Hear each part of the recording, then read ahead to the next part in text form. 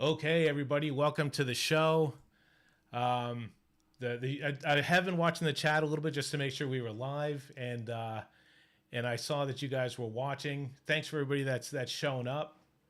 That was a song I put together for an upcoming live album that I have coming up probably in the next couple months. Something I'm working on with Professor Jacket is very secret. Just a couple things. This is my first live pre-planned with a purpose with a guest. No, it is Suno, Dr. No, 4.5 plus. So there's already technical difficulties. Me and Scott have been working through it. So the audio wasn't coming through the feed. So we have a separate WhatsApp so we can communicate back and forth. Please bear with us with these live things I've always seen, especially in new stuff. But the important thing is the information that's coming through. We want to make sure some of you that want to know what a commercial song sounds like or things to look for, we're going to review a few of them. Please don't sort of spam all the way through the video your songs, because we will be playing a couple of your songs and Scott's going to go through the commercial viability about it and all that. We'll choose a couple at random, but it's only me monitoring the chat. So if I'm talking to Scott, I won't see your stuff coming up, and it'll possibly look like a whole bunch of spam, and I'll have to go through. So wait till I sort of ask for them, then we'll sort of pick and go through. The other thing, because this is sort of like a mini 5 featured artist weekly thing that I'm going to do, I'm going to switch my Tuesday and Thursday episode. So I'm not doing a review today, and then tomorrow, and that's Australian time, by the way. So I won't be doing like a review today and then a review tomorrow. So I'll swap and I'll do my other one. Cool. The audio is perfect. That's the next thing I was going to ask. Thank you, Professor Jackie, because the audio has been a problem in the past, and I've sort of adjusted my gain in both places, on the physical device and on OBS, which I'm running it through OBS Studio. So what I want to do is I want to welcome Scott into the podcast, and we'll just go on here. We hope this works. Hey, Scott, how you going? Welcome to the show. Hey. Oh, there we go. Good. Sound's not working. As suspected, might be the case. No Yes. sound? Yes, that works now. So Scott is a little bit. Yeah, cool. So Scott is a little bit more quiet than I am, I think. So like, I'll just try to be really quiet when Scott's speaking, and you could just basically focus in on your headset when he's talking. Yeah, go ahead. So we got you there. Yeah. I still can't see you. So yeah, so sure you'd have to tune into the actual episode to be able to see me on the live feed. Okay. All right. Well, we'll just go from here. Yeah. All right. Cool. Now I got the dogs barking in the background. That's not helping me too well either. Let me turn my audio up so I can hear you. Cool. All right. So you guys can hear Scott at least a little bit. Let me just see in the chat if you can hear Scott.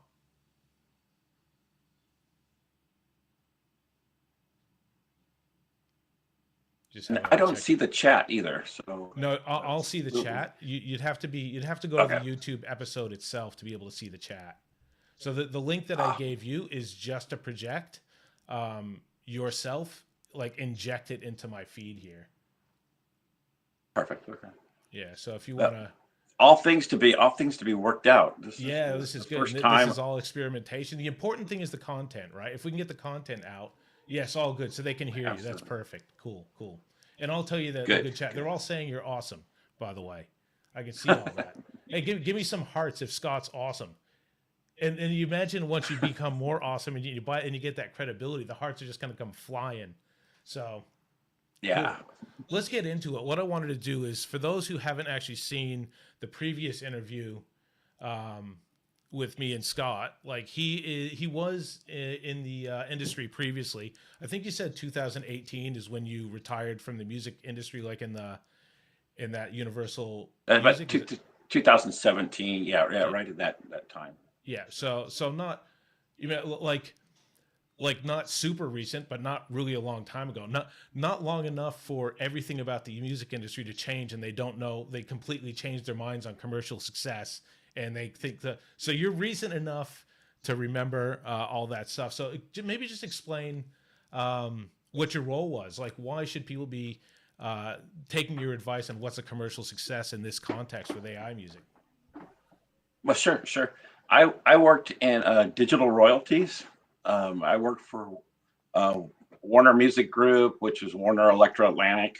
Um, those companies. I worked for EMI Capitol Records. Uh, Worked for Universal Music Group, and then finished up before I left California at 20th Century Fox.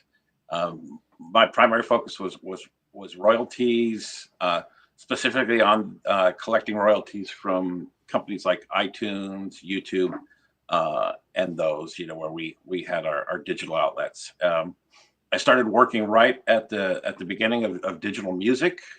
Uh, when I started, we were just doing downloads. We do all kinds of different merchandise, wallpapers for your cell phones, things like that.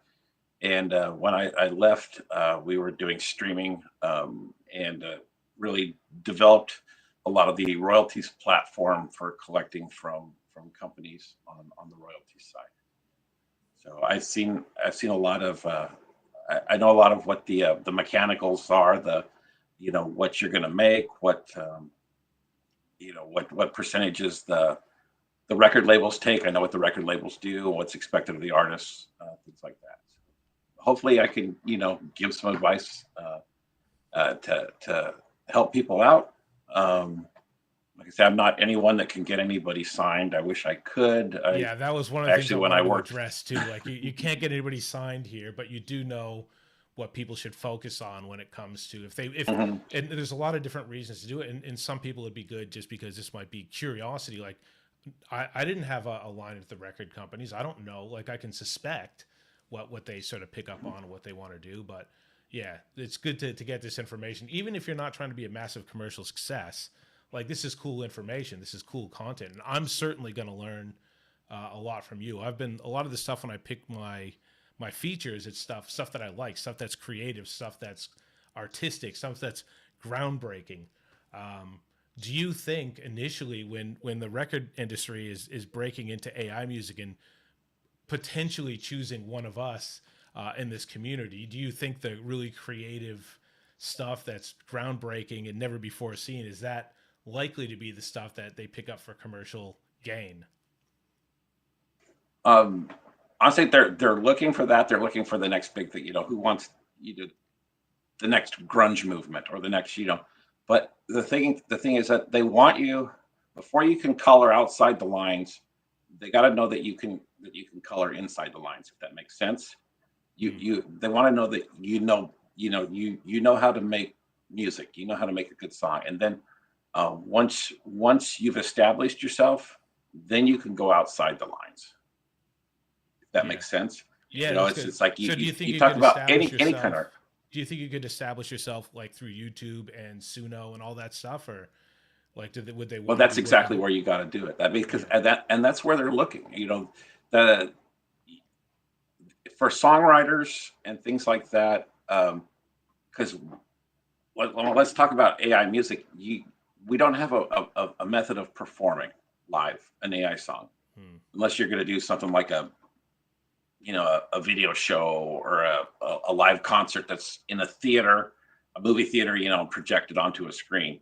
Yeah. There's no live performers. Yeah, I always So joke. I always joke with this. Like, always just jump in for 1 second because I was thinking about this. Hey Houston, get set while I get my prompts ready. You guys ready for my prompts? Woo!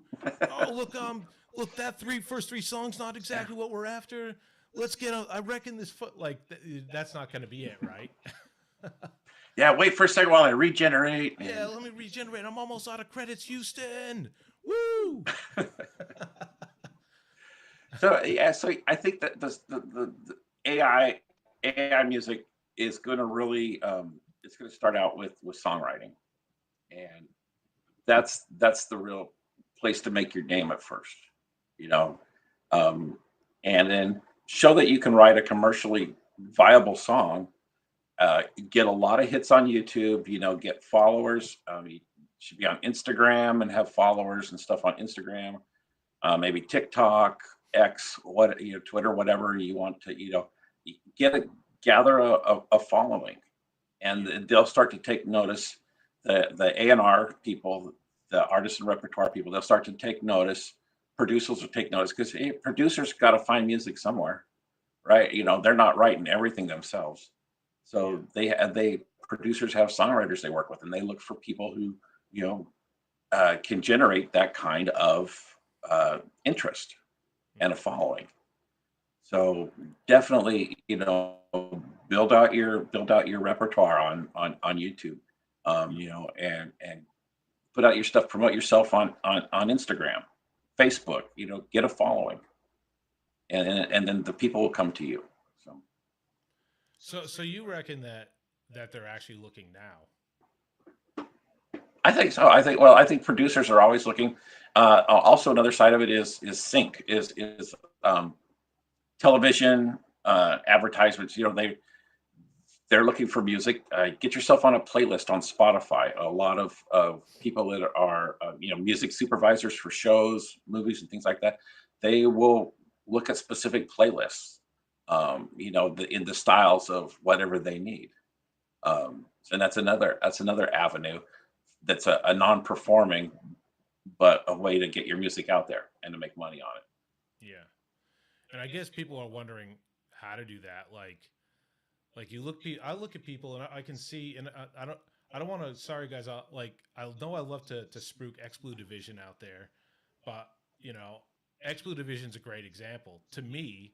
The quality of music that X-Blue puts out there and the videos that put out there, but X-Blue doesn't have anywhere near the followers, and I think that's the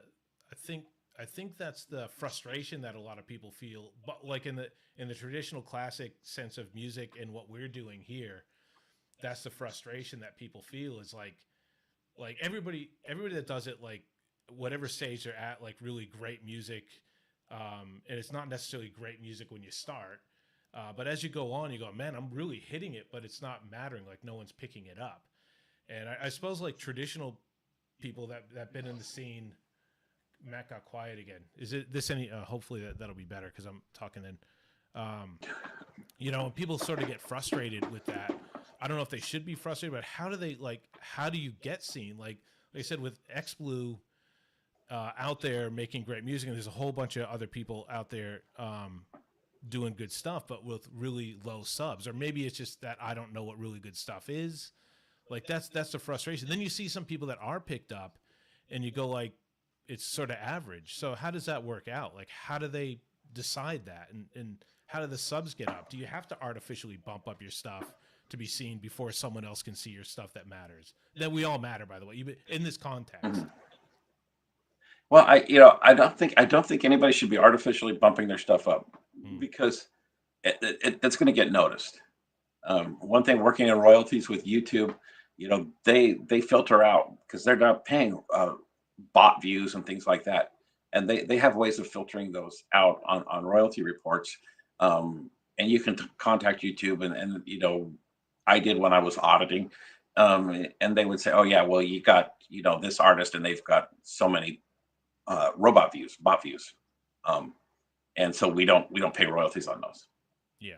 So yeah. So don't I mean, yeah, you try everything you can to get in the music industry, but don't compromise yourself. That's it. We look at that, like I'm totally irritated. I am 100% behind AI music since the day I first generated a song on Suno. But totally irritated by this Velvet Sundown, right?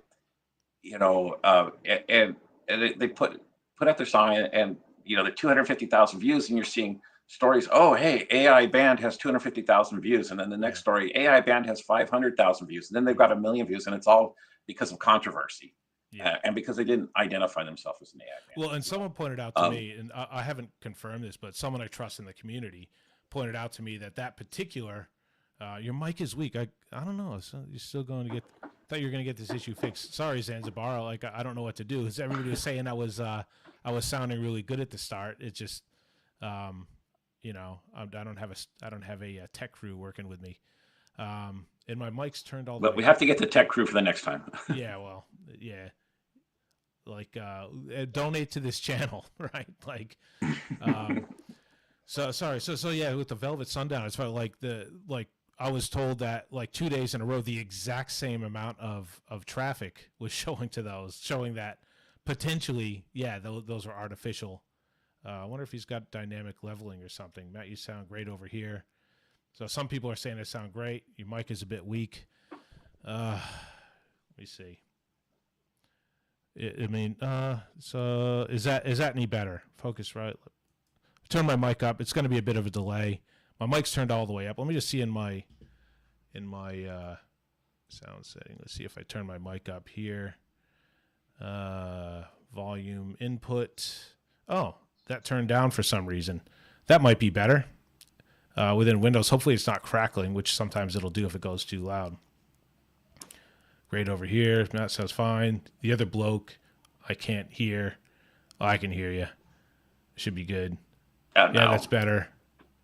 On phone sounds, but compressed. Could be internet stuff too. Like I have the internet in Queensland, Australia, and the internet over here. Yeah, I'm in Seattle, Washington. So, yeah, well, the internet here. Yeah, we got it. Cool. Bingo. Cool. They sound good. Yes, I sound better now. Thank you. You sound better? Yes. Better? Yes. Okay. Yes. Cool. Yeah. So like with Velvet Sundown, I was like, that's a good example, right? And everybody now, and he's not the only one. The other guy, I forget what his name is. Yeah, that's better. Cool. Both are good. Cyberzen saying both are good, so you can hear you both. I mean, there's going to be internet stuff too. It's going to be compressed and whatever, and coming in and out. Like I said, I sort of asked permission. Hopefully, people will bear with us. The content that matters. Yeah, and Velvet Sundown I think has good sounding music, and I guess we have and people are going to possibly chase that, or chase the guy that got signed, and then you have a whole bunch of that, and then maybe that's the way to go. Like you tell me, like in the 80s, like the glam bands came out, and everybody's all of a sudden wearing makeup and lipstick and doing stuff that. Unskinny Bop is a huge song. It doesn't really mean anything whatsoever, but it's going nuts because Poison put it out, and then all of a sudden, no one wanted to hear that anymore. But for a good 10 years, that was commercially viable. I mean, should we be chasing people that are signed and all that and do the exact same things, or should we be trying to be creative in that space? Well, when you're trying to chase an artist, you really got to work with the producer. Because the producer is the one that's going to put the song together. He's going to find the songwriters, and he's going to, the producer's going to find the music that he likes, that he wants for that album, and he's going to work with the artist to put that together. So you can chase the artist. I think you have a better approach chasing the producer. And there's a number of lists you can get on that are circulated around to producers too. I can't remember off the top of my head, but there's some, like I think Taxi might be one. But you can get you can get listed, and you can put links or stuff and promote yourself on some of these lists. Again, just be careful. Anything you do in entertainment, there's people that are going to want to try to take advantage of you. People are so desperate to get signed or get something produced that a lot of times you will your normal defenses are down, and people will take advantage of you. Yeah. So just be careful. Don't, especially spending money. Somebody says I can do this for you if you put out a pocket, and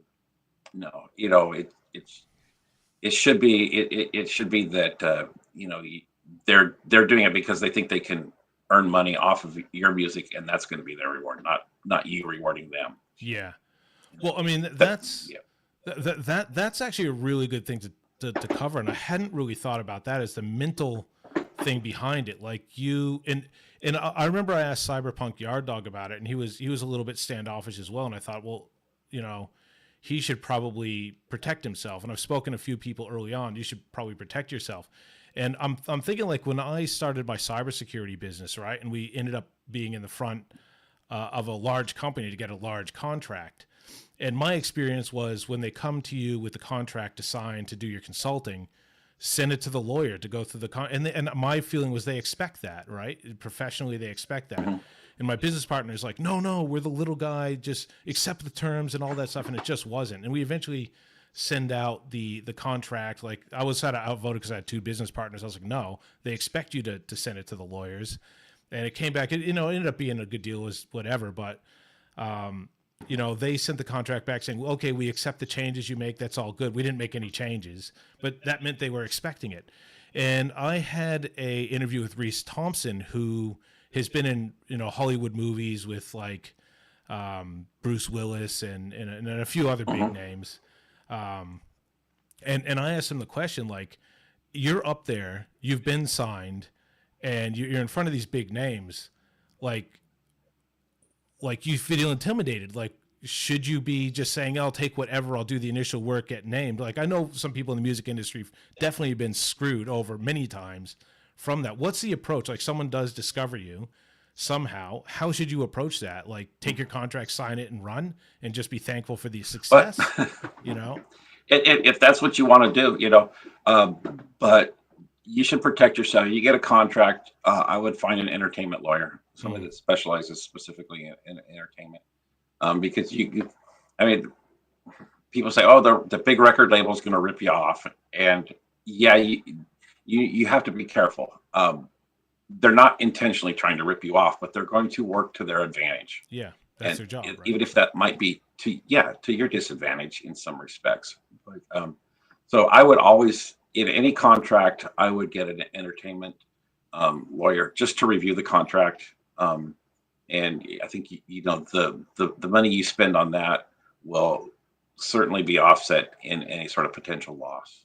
I'm going to tell you the mental block that would happen, guaranteed, because this would be with me and anybody else, especially you're making AI music for a year, and all of a sudden someone from Sony Records like, look, man, we want to sign you right now. And your thought is like, you have no power at all, right? Like if I don't sign this right now, there's a million other people doing what I do, and they're just going to go to them. That's definitely going to be the mental block that happens, that goes on with most people, especially you seeing like they haven't ever seen anything like that before.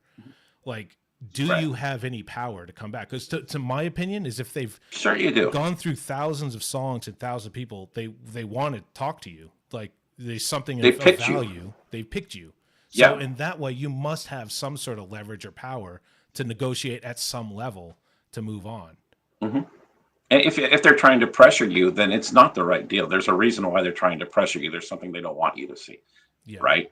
So if they really want you, if it's not some sort of I don't want to call it a scam, but if it's not some sort of trying to take advantage of you, they will wait. And they'll wait 24 hours for you to, and you can get a lawyer to review a contract quickly if you need to. 24 hours, 48 hours, they'll give you some time. And usually,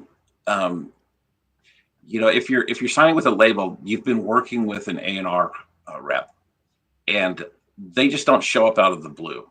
Okay, they're gonna contact you, and they're gonna work with you over time, because the way it works is that the A&R rep represents you to the record label, right?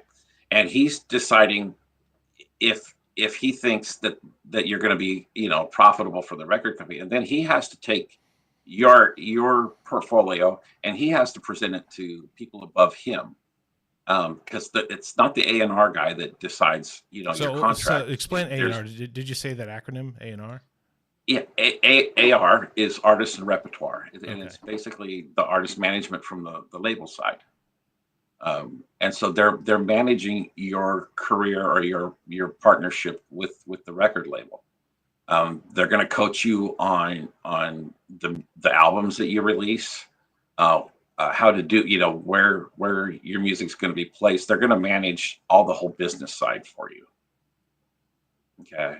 And so this guy, and he's responsible for you becoming successful and for the record label making money. And so he's got to justify the record label giving you a contract as an artist. Yeah. And he's got people that he has to justify it to. So, and then if it doesn't turn out, and I'm going to say it doesn't turn out quite a bit, then they'll release you from your contract. So that's important too. Like, to know, and I'm trying to give people the frame of mind if this does happen. And the more we do these episodes, we're trying to give tools, right? Like this isn't going to be the absolute. This one episode isn't going to be the absolute everything, and you're going to learn it. But over time, I want to talk to you and get your insight and things into that. So people are going to come with a little bit of knowledge, and maybe hopefully if it happens, and hopefully I'd love for someone in this community to get signed in some way. It'd be fantastic. But you're going to come with a little bit of mental power because you're going to know, okay, all this stuff from the AR guys, right? So they're going to pick you, hopefully, and they're going to take you to their boss, right? And right. The boss isn't going to go, well, how easily did they roll over to contract negotiations, right? They're going to go, like, that's not the criteria, right? It's going to be, dude, I'm going to invest time in this person and money, and are they going to last more than 2 weeks, right? So this person, this AR person picked you out. You know, I'm not saying like be a douchebag and go for like $1 million straight off the bat, but at least know you've got some power in there because he's presented you to his boss, and when what you're saying is like if he screws it, like there's going to be a few that don't fall over, but if you're the AR guy and you have 50 that fall over to one that's successful, you know, the boss is going to be happy. The guy that has like, you know, that has 2 successful for every 20 or whatever it is. So you do have a little bit of power. So that's cool. Yeah. Now, what I want to do is there's 3 songs that we sort of picked out. Look, before we go into that, is anybody finding this information useful? Because I love it. I think it's fantastic, and I think it's good. And you got to think of the context that it is. We're trying to get little bits of information, and we have someone like. You have access to someone that's been there, which I think is beyond incredible. Let's see some comments. Hopefully my mic is still working, which I think it is. I hear you. So. Yeah. Well, Phoenix thinks that the record companies are yesterday's news, which I mean, possibly. You see a lot of artists doing it themselves. Yeah. And you know, and if you can do that, great. When digital music came out, there were some artists that did not want their music released digitally. Metallica was one. Kid Rock was another one. You know, and then like Metallica, they eventually bought the rights back to their music, and then they went digital. And I'm sure they're cashing in. But there's so many opportunities for an artist now, and outlets for an artist, especially with internet, you know, YouTube, Instagram, Spotify, all this, that you can try to do it yourself. You can do it yourself. Well, let me just touch on that with Phoenix, right? He's very adamant. It's old school thinking, right? But let's just say you're a publisher, right? Magazines and newspapers are old school. Thanks, X-Blue. I appreciate that. Magazines and newspapers are old school thinking, right? But if I was a dude wanting to be noticed and get a bit of cash, I would be very excited if a magazine and a newspaper picked up my article and published it out. Because you know why? People still read magazines and people still read newspapers. Otherwise, they wouldn't be walking by them every day at the cafe and all that stuff. So, I mean, and magazines and newspapers have a digital presence now. They do. Yes. I read Rolling Stone online. You know, so so record labels have that presence, but the record labels are still stuck in the traditional model for them. You know, they learned a little from digital music, and they've adjusted, so now they're making money off of it, but they don't make the money that they used to with records. But they still, the model is still the same. You know? You look, Timbaland's very much if you're trying to go big label, that it's still the same. Yeah. You know what? The record companies and stuff that somebody still has to notice you, and whether they're putting you out on Spotify and all the streaming platforms, or they're distributing your music to like gaming companies to be played during games or whatever. Like, we're just talking about how to get noticed, how to be commercially noticed in the space that you want to be in, and all that. So I don't think young people. I was just say, you know, not everybody's dead, Phoenix. A record label is basically a giant marketing machine. Yeah, and that's what they do. They don't make music. They contract with artists, somebody else, to make the music for them, and then they go and market it and they sell it. And if they think they can market, if they think it's marketable, if they think they can make money off it, then they'll try to. Yeah, that's right. So you would say, yes, record industries are old school and stuff, but I mean, who doesn't want to be picked up? Whatever they're doing, like, oh no, you guys are old school. I don't want anything to do with you. Like, and then why are you tuning into this podcast, right? Because don't you want a bit of insight? It's really about insight, right? Cool. Look, there's a few songs. Scott, I don't know because if you're not watching the live feed, if you're sort of picking up through our one-on-one, I don't know if you're going to be able to hear this live. I'm going to start sort of teeing it up. There's one in particular that really got me excited, and I'll play it last for commercial viability or a discussion around commercial viability. And we both agreed separately without talking to each other that one is fantastically commercially out there, right? So what I'm going to do I will just say pre-meeting setup, and we were talking almost at the exact same time we said it. So. Yeah, we said that one's a hit, and I'm going to play that last out of the three. Then I'm going to take some of your, Tata, exactly, Tata, Timbaland's within the industry and all that. Pick it up. So I'm gonna cue this up, and hopefully I can play it live. I'm play this one. I do not care about over promoting someone because I just think this person's awesome. But I want to talk about the commercial viability of. Oh, not this one. I don't want to. That's one I want to play last. I almost gave it all away, Scott. I almost gave it all away.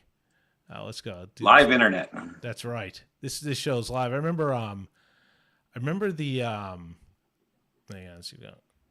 Remember watching Skid Row on Saturday Night Live back in the 90s or whatever. It was probably the late 80s. And you go, and it was a little bit ugly or something on the show. And Sebastian Bach's like, effing live. And I just thought, you know what, the little bit of rawness and ugliness that happens in a live session of anything, it to me is awesome. I love it. So I'm going to play this. Oh, I would look at the iconic moment of Sinead O'Connor on Saturday Night Live. Yeah, well, there's that too. Yeah. So. Cool. I'm going to swap over to this one. And I know someone's going to be very excited. And this person just made a donation. So don't think that it's pay to play. This was already teed up first. So you know the one I'm talking about. So even if you don't watch it now, if you're not watching live, do you have the live feed up? I don't know. No, okay. I'll play it. You remember the Roxy Thunder one? I don't know if you want to play it separately or whatever, but you know what it is and you know how to break it down. So I'll play it. I'm going to swap to screen only, desktop audio, and I'll just play this song.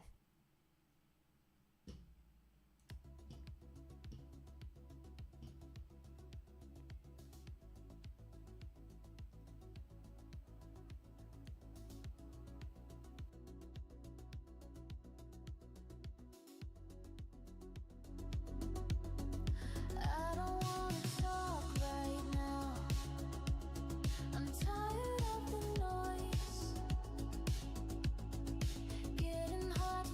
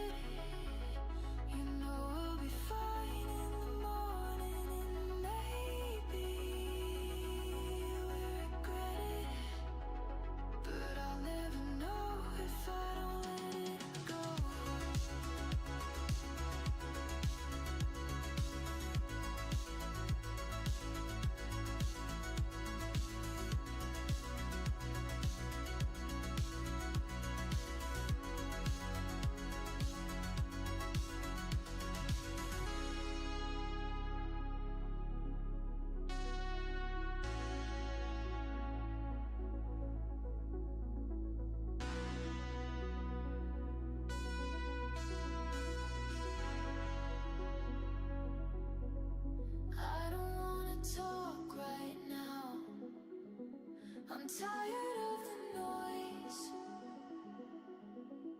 getting hard to drown it out, when all I need is peace and all I need is sleep.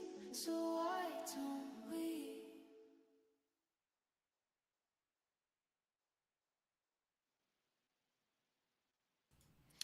Cool. That was X-BlueDivision. I just love that song. There's definitely a lot of really good quality stuff out there. Thanks, G-Slayer. Appreciate that. We'll get to you on the Discord. Links down below if you want to join the Discord as well. Do you still hear me, Scott? Yeah, I can still hear you.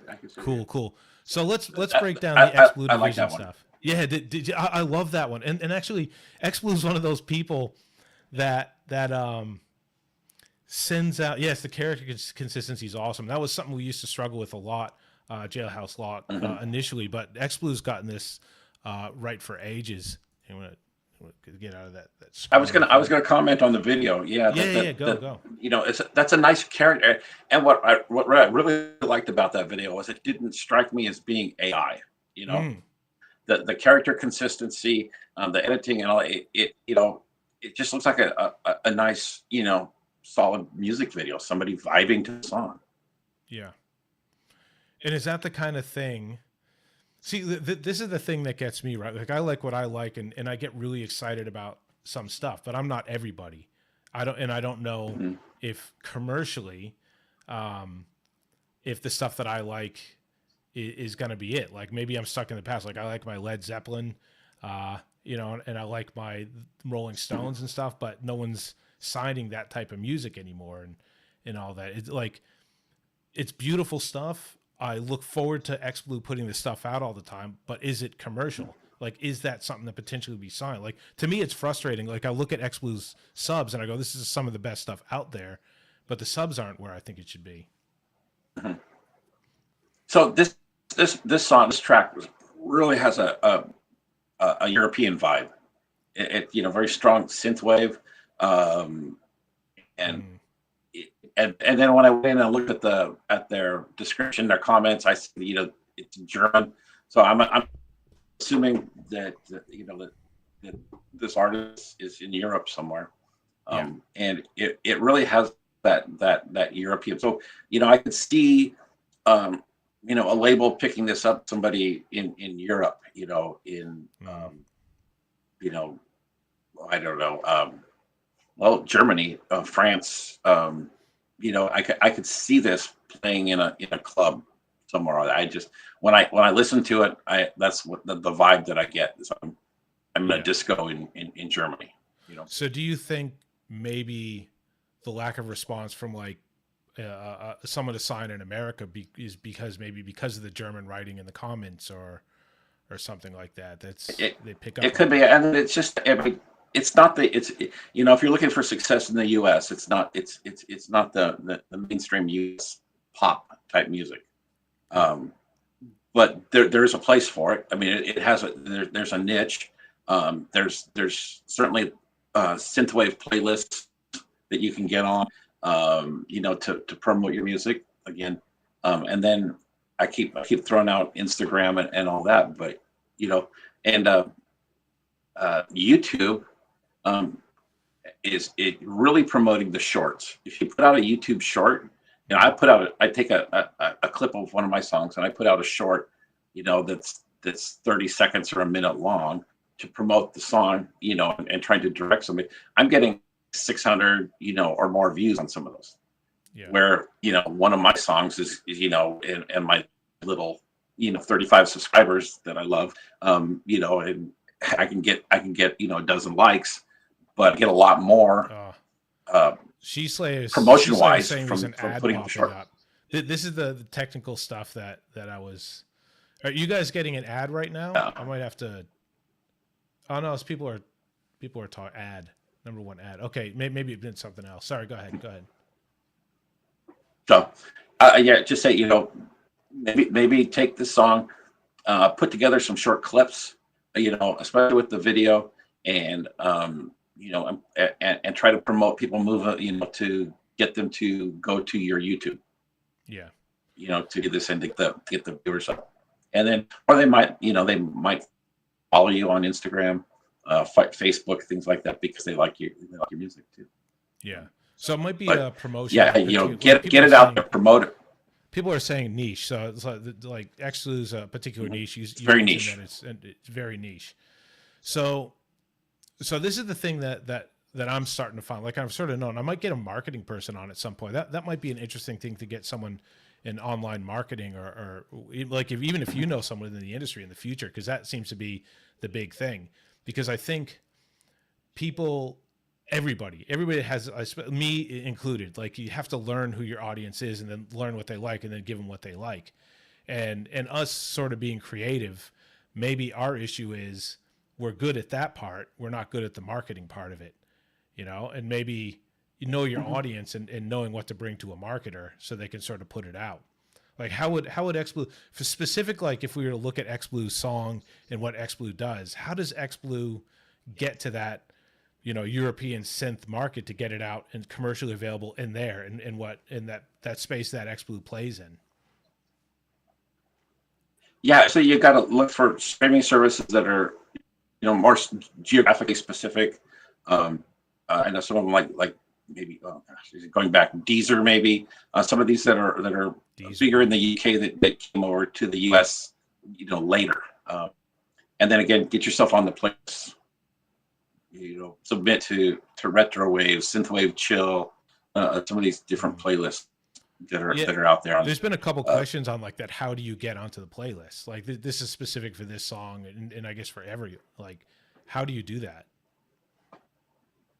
Good question. There's there I believe there's a way through your distribution to do it, or to go into like Spotify and your account on there, and so I could do more research on that. Again, not something that I know how, that I've done or experienced, but I know it is done. Yeah. Awesome. Cool. All right. So it looks like everybody's got a thing on the shorts, and saying, to monetization to YouTube, it's difficult. Maybe we should, well, I have actually interviewed CyberZen, and CyberZen's extremely successful in that area, and it is difficult to do. It is difficult to get that number up. And I suppose you don't want everybody to be able to do it. You want to, I suppose, be in a place where you're committed to doing that and you're doing it over a long period of time.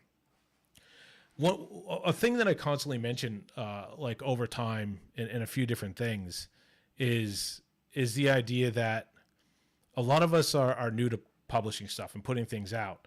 And I think a lot of times when we see people who are successful, because the first time we're seeing them is when they have 8 million views, you assume that that's where they started. Because that's when I'm seeing them. They're super popular. I've seen Katy Perry now.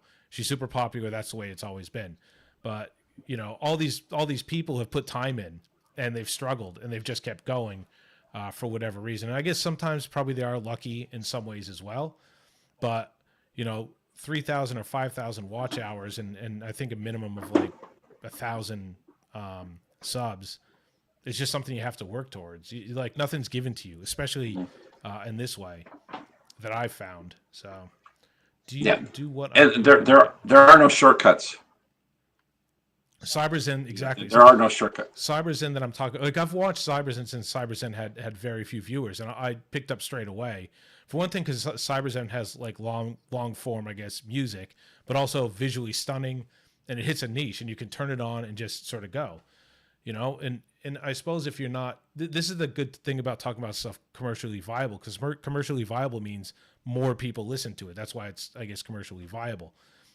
Is you're going to make playlists, people are going to listen to it. And CyberZen's a good example of that. Like, CyberZen didn't start off with like 70,000 watch hours, but in the podcast that you listen to next week or the week after, where I interviewed CyberZen, CyberZen makes, talked about a bit of money that CyberZen makes that everybody here would be happy to make, but it didn't happen overnight, and CyberZen knows the kind of music that he wants to put out, and gets feedback directly, and then they tell him what they like, and I guess he makes more of that, and that's what you got to figure out how to do.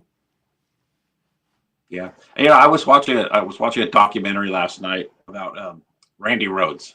There's a lot of attention with Ozzy passing and that. and I learned something I didn't know. Randy Rhoads played. He started Quiet Riot. You remember Quiet Riot from mid '80s, and Randy was in Quiet Riot for years until '83 when he became Ozzy's guitarist.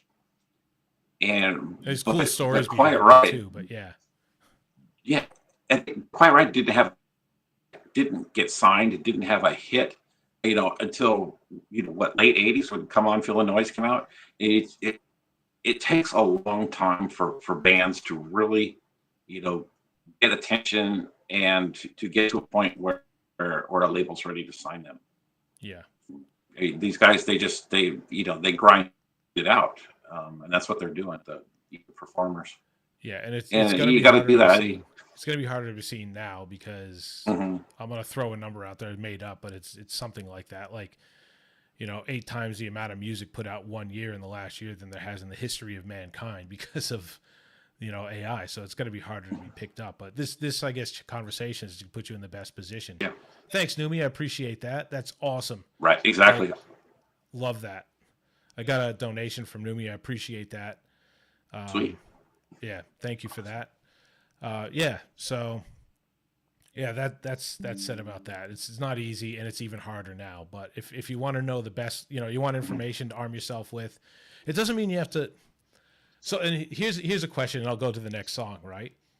Like, what's the possibility of you pulling up all these tips, reading volumes and volumes of books of what makes a hit song, talking to music industry professionals and knowing what makes a hit, and then long-term be able to make stuff that you absolutely freaking hate making, but it's put together in a way that's commercial? Like, what is the possibility? Have you seen that people just hate what they do, but they basically pump it out anyway because it makes them millions of dollars? Yeah. You see a lot of artists that are in bands, and they're not particularly, happy with the direction the band is going, and that's why a lot of artists split from bands. Well, this is a cool tool as well. Like, sorry, I thought you're done. Yeah. no, I was just, I kind of lost train of thought, but it's, you just have to stick with it, and you have to have your own vision. And like we were saying earlier, you got to learn to color inside the lines before you can go outside the lines. But learn your craft, learn your trade, and learn it well, and keep doing it. And sometimes you have to do things that are commercially viable, but eventually you get to a point where you can have more control, and you get more leeway, and then you can paint outside the lines, and try experimental different stuff you want to do. Yeah. That's if you're trying to make money at it. I mean, if you don't want to make money at it, if you want to just be an artist and put your stuff out there, you follow your own vision, But if you're trying to get signed something or get some attention, I don't know that any of this will help you, but it's going to give you an advantage, knowing the rules or knowing the behind the scenes what's happening will give you an advantage for someone who has no experience or no knowledge at all. Yeah. Well, and I just want to say there's a couple of things that I think of too, and I've mentioned this a few times in the past. Sia was asked this similar question, because Sia is weird, right? And Sia likes being weird, but Sia is like super commercially successful. So Sia's answer to that is to make a whole bunch of commercial songs that she likes putting out and people listen to, but also publish stuff quietly on her own that she likes and she likes to, have for herself, and that's a possibility too. You could like sometimes you got to go to work, but you could still play your sport on the weekend. But also I think of like people, like the tons of people who have emailed me this, like, I've been in a band for 30 years and I hate the music that we do. Specifically, there was a drummer. This was the first one that contacted me like this. I hate the music that I play in this band. And I've spoken to this person since then because I've used them as an example before. And they go, so I just publish my AI music nonstop in the background because I love doing it. So they're not interested in any of the stuff that I do. I play the drums, so I like playing the drums. I don't like the music, but I use AI music and I publish that stuff because it's a bit of joy for me. So there's that too. Go ahead and publish your songs that you hate that are commercial, and then make some really cool stuff for yourself as well. Put it under a separate label. I sort of do that. I I do my satirical stuff under Praise Be Vinyl. And I'm starting to do more stuff that's more just stuff that I just like to chill to and listen to, which I played sort of in the lead up to this as a separate label altogether. Probably most people won't even know what that is, but cool. Are you ready for the second song? I need some response, which is probably 10 seconds behind. Response. Who wants to hear the second song? And I'm asking this so I can press buttons and I can get to where that is and not, let's see, I won't play that one. I'll play that one. This one, not Roxy Thunder. Ooh, I did have a third one. Yes, there it is. Cool. Why? That's only an image. Ah, no. Cool. Can I open that? I'll just copy hyperlink. How about that? Yes, I'm getting hearts. That is the kind of love that keeps me going, man.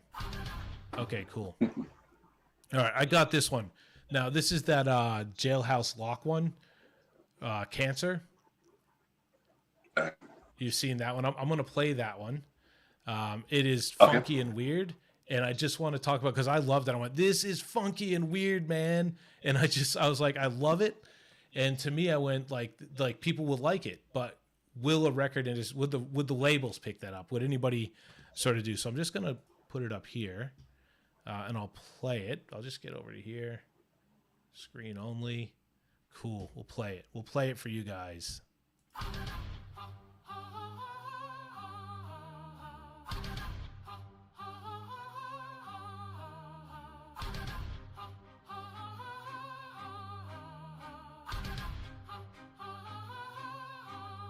There's a brick in the house. It's in the bottom of the house. A brick in the pit. In the house that wasn't used to build this house.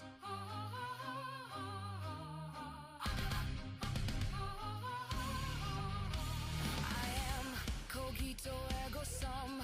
I am cogito ergo machina. I am algorithmus ergo machina. I am algorithmus ergo daemonis. I am anathema ergo daemonis. You creep into the house. Unwelcome, unwanted, you sneak into the house. It grinds, there's music from the house in a room in the bottom of the house. I am anathema ergo hominis. I am mortalis ergo hominis. I am mortalis ergo humus. I am terra ergo humus. I am terra ergo incognita.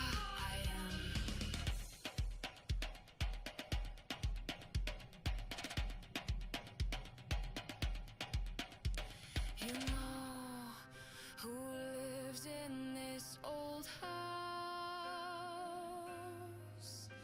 Someone who lives in this old house. Something deep in the depths of this house.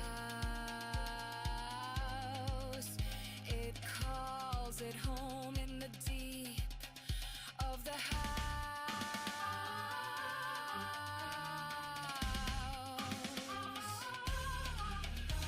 I am umbura ergo incognita. I am umbura ergo subterra. I am aurum ergo subterra. I am aurum ergo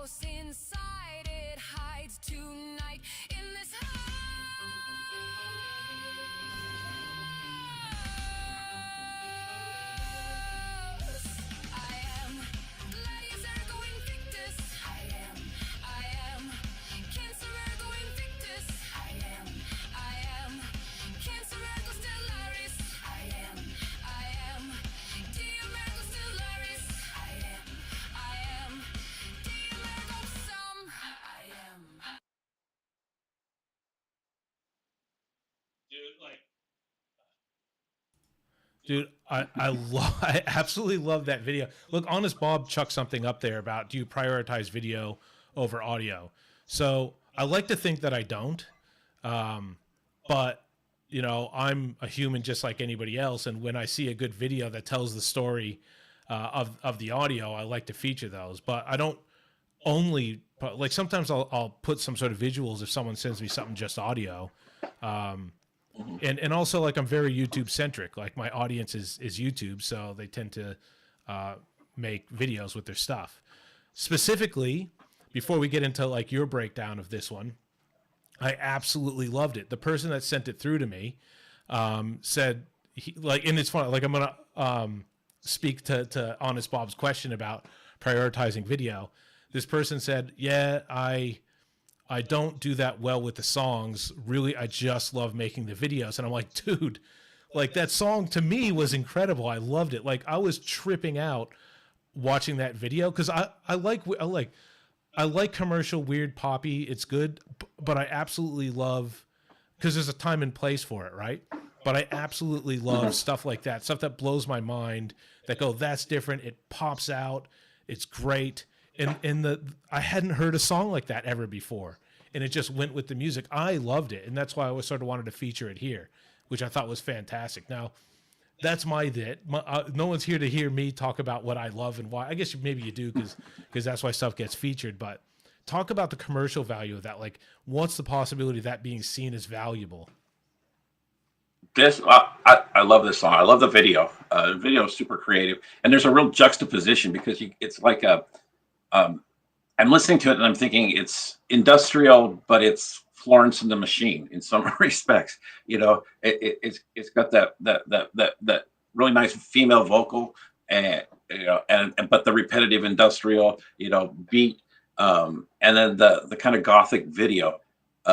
This is a song I could really see on a TV show, some montage on something. I could see this getting some traction there. And you know, once you could get it on if you could get it on a TV show or used somewhere, then then it's gonna transfer to more clubs. It's gonna become like an underground hit. So, Yeah. Again, painting outside the lines a little bit. You know, it's a unique song, but it works. It's catchy. Yeah. It works. But that's what I mean, this is what my fear is, painting outside the lines. Professor Jacket just said American Horror Story. There you go. Yeah, that's it. Perfect. Yes. Which to me was a terrible series after the first one. But it got picked up and it had several series and people liked it. Not me in particular, but this song I thought was incredible. I just needed to give my opinion on that American Horror Story because, man, that just went downhill. But anyway, we'll talk about that in a separate cast. So specifically, if this person wants to get noticed, like for this sort of thing, is it the same sort of advice? Get on playlists out there. But to me, it's not just the playlist, right? Because the song is awesome, but the song on its own, like, I don't think it is catchy. It has to be in there and all that stuff. But to me, the visuals add 80% more onto it. And to me, to be seen and to be taken out of when there's a sea of thousands and thousands, something like that would need to be seen for the video, although it might be lost, in my opinion. But this is why I'm leaning on you. Mm-hmm. Yeah, absolutely. So you're going to want to find, like TV shows or that this would fit, that the genre would fit, or you could see it in, and then find out who the music supervisor is for that show. Yeah, and then find out how to contact that music supervisor and get their music in front of them. Again, there's a lot of outlets. You could find out how to contact music supervisors through internet searches and things. Again, also, people that might be, if you know somebody that's involved with the show or something, find some contacts, find the showrunner. And try to get your music in front of them. And again, try to get that following. Let's talk about that, because that goes deep into what we're doing, right? Is in this podcast is trying to do that. So your you're a guy, you're me, you're IT security. You've been in IT support for years, and all of a sudden you've got this great material that you're really excited to get out there. And thanks, Zen. I always appreciate that, always. And you want to get out there. You have no idea how. Like, what's the best way you reach out? Like, people don't know people. I don't like. I'm starting to know a few people in the industry. If I was really desperate and I wanted to get that stuff out, I'd be like, dude, who do I need to get in front of? There's an IT security guy that's making great songs. Realize he's got this talent. How do you, like, what's the step and what's the method? Like, how do you craft the email? Like, what's a tip you can give to, like, what someone would like to hear on the first contact? And mind you, like, stuff might be missed and you might have to reach out to 50. I don't know. I would love to learn this myself. I love that you're here to ask. Yeah. I mean, 50, 100, there's a lot of rejection. And if you're sending your stuff out blind, you just have to, pull up your boots and Sorry, work through it. Let me just because you're going to get a lot of rejection. Zanzibar, I appreciate that donation. I did see that, and it was in the middle of a sentence, and I meant to get back to it, so I do appreciate that. And I definitely would have contacted you outside of this. So I appreciate that very much. Sorry, go ahead. So the tips into reaching out. Yeah, so I mean, just be prepared for rejection. There's trade magazines, there's books, there's things that can help get you in contact with these people, and you can reach out directly and try to submit to them. Again, playlists, because the music supervisors, they scour the playlists, they index music so that they can come back and they can find something. So you're gonna have to reach out, whether say LinkedIn maybe, because I have my contacts still from when I was working in the music industry at LinkedIn, and find somebody that a friend of a friend, and see how you could exploit your contacts, network. Yeah. And it's hard. Again, when I went to Hollywood as a screenwriter, and because you had to be there to do it, and I had to be there to get into groups, to network with people, and things like that. So it's harder when you're not in the market, living in the market. Yeah. But it can be done. You have to just find the right people and reach out. Yeah, there's and I wish I could make videos. I wish I could make videos as good as some of these people. Because, a lot of my videos are just, my videos are static pictures, and I'll put some overlay over it or something. And, it's fine to start that. I started that way too, and my stuff's nowhere near as good as the stuff as the first two videos I got out. So I want to talk about that, right? Like, because especially seeing some people have been working 9-to-5 jobs their entire life, and they sort of got comfortable in what they're doing, and all of a sudden they reach out, they send one message out to someone on LinkedIn that's a music producer. They don't get a reply back, and they go, "This is all bullshit." Right? Like, that's it. Mm-hmm. But the fact is, like, the reality. We'll talk about the reality, right? Like, first of all, it may never happen. You may have the best song in the world, it may never happen. And we've seen some instances where some people don't have the best songs in the world, and they're being highlighted. For whatever reason, they got in front of the right people to do it. I've been... It's not what you know, it's who you know. It's not what you know, it's who you know. And sometimes it's just maybe your email doesn't come across the right time. Maybe someone's in a bad mood. Could be anything. And the thing is, you got to keep grinding it out. And I'm just thinking in relation to stuff that I've been doing, right? Like, I've gotten the attention of people in business areas that I want to do business with. But that took me 10 years of going to network events and not knowing anybody and feeling uncomfortable and talking to that guy. And then that guy's not really interested, and that friend falls away, but you handshake someone else for 10 years, right? So much to the point, like, I read this book, and this isn't what inspired my move, but this book that everybody should read. Everybody should read this book. It's called Put Your Ass Where Your Heart Wants to Be. So everybody write that down or whatever. It's very much about, you can't just passively go over after whatever your dream is. You have to literally, if you want to be a Hollywood star and you're living in Saskatchewan, Canada, and nobody in your town has ever even been in a play, well, sorry if you're in Saskatchewan, you're a huge actor. I'm just trying to find a whatever. If you're in the backwoods of Ukraine or something like that, and you've never even been to a play, you're in the wrong place. You've got to put yourself out there, and you got to go through a bit of pain before you start to earn that right to be seen. And now, like I said before, because it's AI and there's a lot more stuff out there, you got to work even harder to be seen, and especially seeing, in a lot of ways, this is not seen in a great way. So you have to work even harder. So if you're ready to do all that and put it a chance and still possibly fail, you have a better chance of getting seen. Would you agree with that? It just, yeah. I mean, you got to keep grinding. If you don't, I mean, if you give up, you don't buy a lottery ticket, you can't win the lottery. So you got to keep in the game. But just so you know what you're up against. When I was working, in Capitol Records, the iconic pancake-shaped building, in downtown Hollywood, every night after work, I go out to get in my car, and somebody stuck a CD on my windshield, under my windshield wiper. Because they just want to, and they'll go around through the parking lot and stick CDs on everybody's car. Because they want you to listen to it. Or the security guards in the morning. At night, people go in and they'll throw their CDs through the mail slot. And the security guards come in the morning and they pick them all up, put them in a box, and they're dumped in the garbage. Yeah. I mean, it's really hard getting unsolicited work discovered.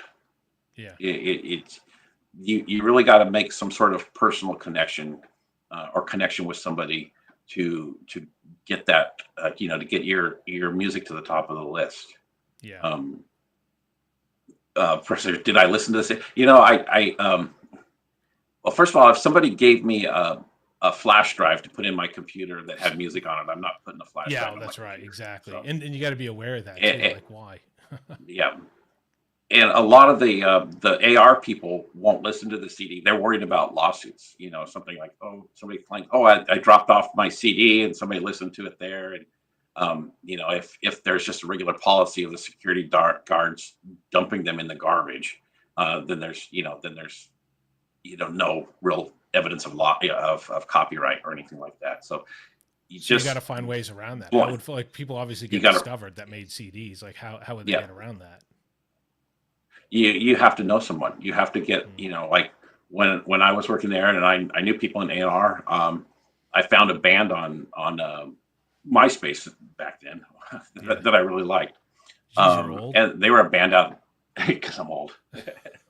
they were a band out of New Zealand. A friend of mine was going down there and he actually found one of their CDs in a record store down in New Zealand. And nobody that, I got this, he brought me back the CD and I sent it up to AR people. I thought the band was, no, it was.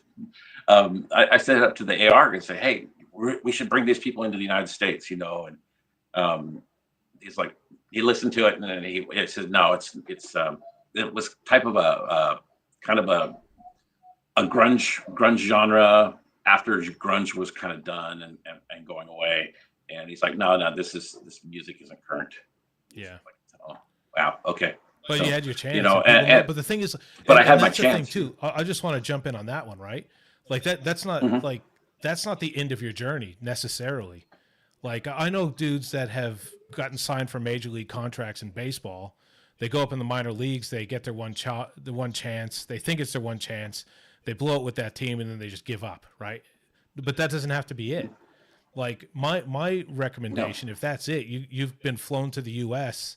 from Australia to do your stuff. Start shaking hands with people and get to know people and all that. Like one of the reasons I know someone recently that I know that got a chance for major league contracts is because he, quote, knows how to act.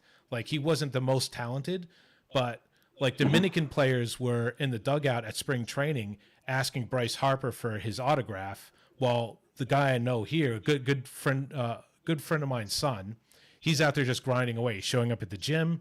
He's keeping his eyes down. He's taking ground balls. He's not bugging the coaches. He's just doing what he has to do, right? And you're putting yourself out there. You're being seen as a professional, right? If you get that opportunity.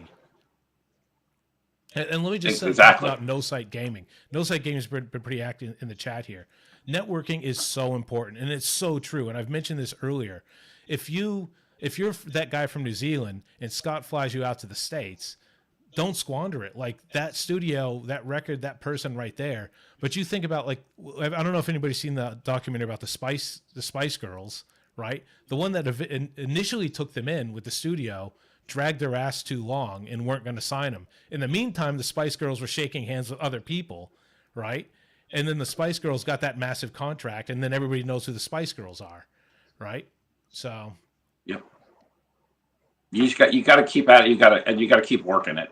And you might not be everybody's cup of tea, but somebody, you'll find somebody at some point. You keep doing it. I think you will. And if you don't, well, if you were making music that you enjoyed, and then you had a good time doing it. So yeah, I love that. And some of us just want to. Yeah. And it's, you know what? If you're not doing this to be commercial, that's awesome. Like, I think most of the people just do it because they get joy out of it. But there's nothing wrong with talking about how, like, to have a free commercial songs and to get insight and get a little bit of knowledge around it, and we're like, when I build this community, I want us all to, share information, tips, figure something out, tell someone else. Professor Jacket or someone else that's been really active in the space. Zanzibar, that's been really in the chat here. Zanzibar as well. The amount of times I've heard people say Zanzibar is so giving with his time and teaches everything that he knows. Like, jump onto that stuff. Like, this is a good podcast to do because you have access to you.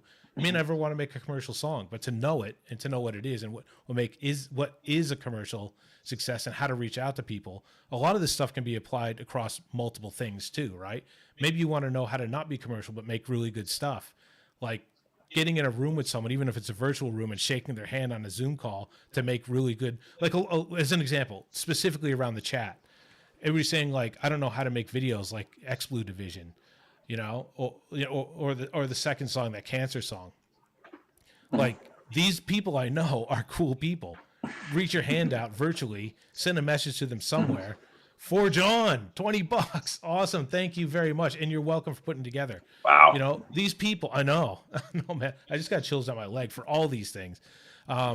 Reach out to these people. It's good information. It's good to see those. Reach out. But what I want to do, dude, I've been so excited to show this. Now, pop and popular music and this stuff isn't like my forte. I don't go out. I'll give you an example of what it is. Like, I don't hate pop music, and there's a place for it.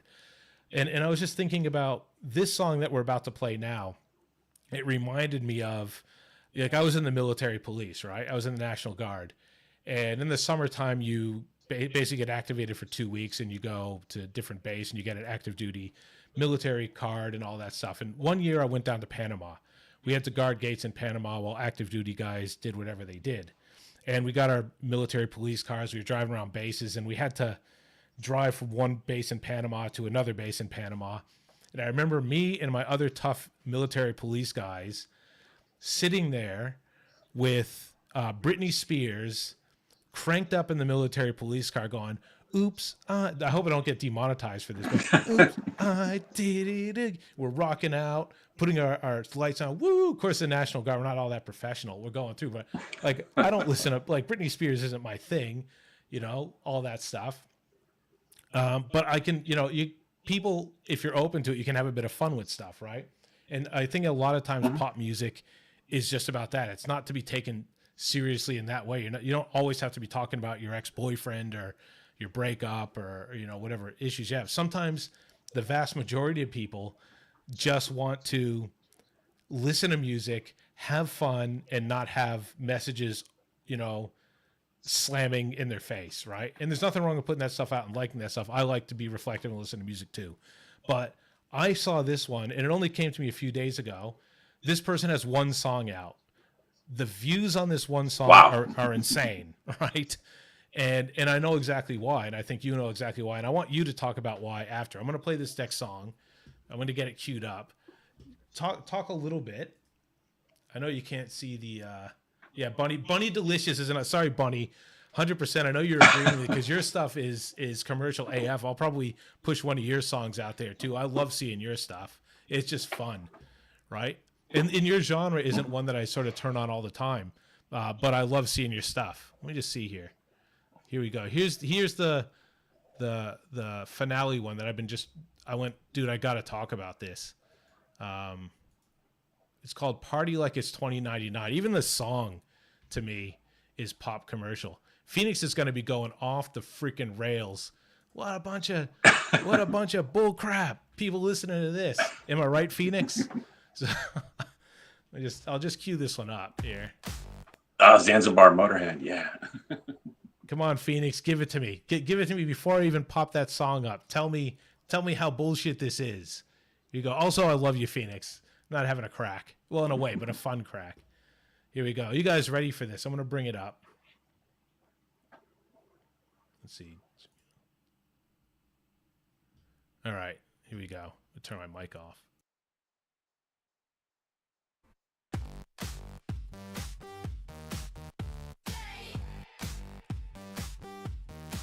I got this rhythm in my body that won't ever go away. Not a person or a problem that I let get in my way.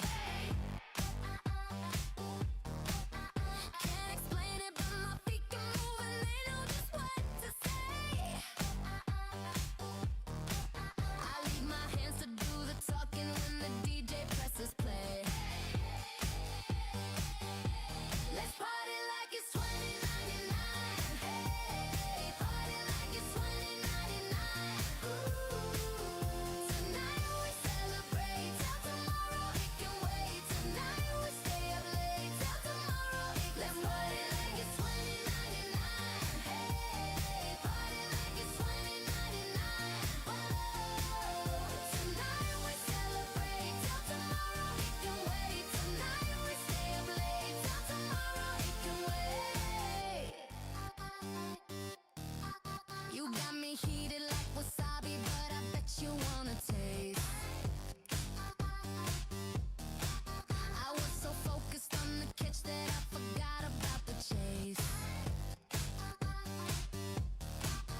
Can nobody see it, but electric's running inside my veins. And this time I might just give in and get lost inside the waves. Let's party like it's 2099. Hey, party like it's 2099. Tonight we celebrate, till tomorrow it can wait. Tonight we stay up late, till tomorrow it can wait. Let's party like it's 2099. Hey, party like it's 2099. Whoa. Tonight we celebrate, till tomorrow it can wait. Tonight we stay up late, till tomorrow it can wait.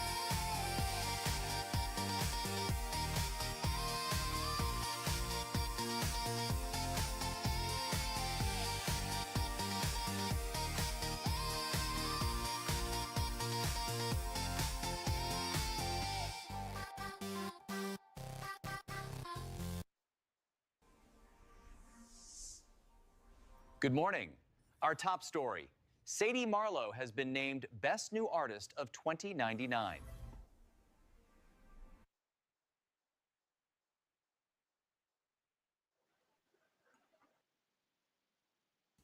All right. So I'm curious at I mean, people are going to like the song or not like the song. I actually like the song. I thought it was good, right? And this is me with my wife. Like, I'll make a song. Oh, listen. Yeah. Oh, geez, do I have to? Oh, and we're like, oh yeah, good. I'm glad you made that song. Also, I'll just, for the record, my wife is super supportive about what I'm doing with the music and with this, especially with this, but doesn't necessarily love the music that I put out. But she does listen to it. She listened to this for 20 seconds and she goes, yeah, I would happily listen to this on the radio. Yeah. That's a radio song. It's and you know, you and I both said the same thing when we were talking about this earlier. And we said Katy Perry. Yeah. And we both said Katy Perry. we both said Katy Perry, and I'm thinking, well, if this song was on Katy Perry's last album, it might have been a hit.